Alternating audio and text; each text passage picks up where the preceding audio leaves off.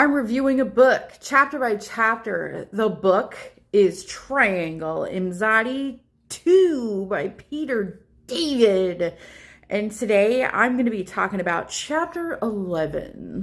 Chapter 11 is on Konos, with Gowron, the leader of the Klingon High Council, and some of his closest confidants, discussing how the Federation has allied itself with the Romulans for the Dominion War.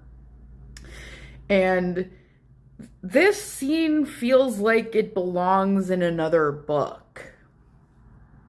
The chapter ends with Gowron instructing his informants to reach out to Worf, who is the natural person to reach out to in matters concerning the allyship between the Klingons and the Federation coming under fire, because he's like, oh my god, the Romulans are like our enemies. How could you do this? The thing is, though, this throws the entire book's timeline out of whack entirely. Like, the first Imzadi book, I read some reviews for it on Goodreads just to see, like, what people liked about it. And one of the critiques was that it was hard to follow because it jumped around all over the place in time. And I found that to be the easiest thing about the book to understand.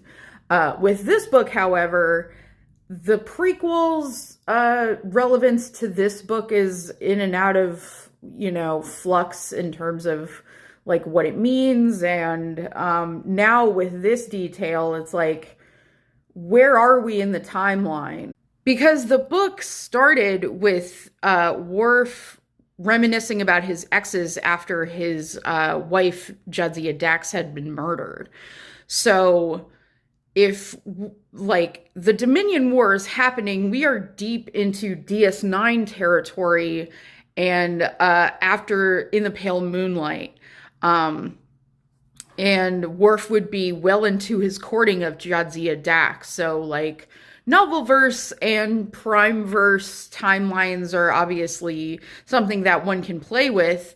But if Worf isn't on his way to marrying Jadzia and Deanna's an ex by this point, like, where are we in the timeline? I find this really confusing. Because the Dominion War happens after, Worf goes to DS9 and Gowron turns out to be a founder after, like, seceding from the allyship from the Federation. So it's like everything's all jumbled up. So I'm really lost.